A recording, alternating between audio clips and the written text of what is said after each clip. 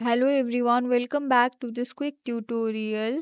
Do you want to see the friend list or private friend on your Facebook?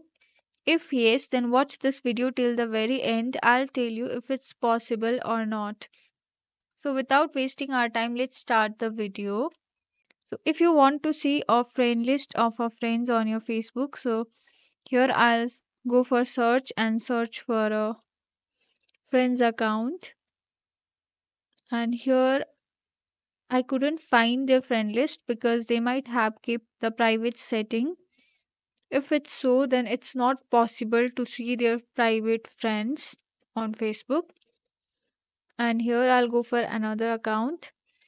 And here they haven't kept any privacy for their friend list. So I'm able to see their friend list. So simply tap on see all friends and their mutual and all friends will be shown to you. So here we are done. Thank you for watching this tutorial. See you guys in the next video.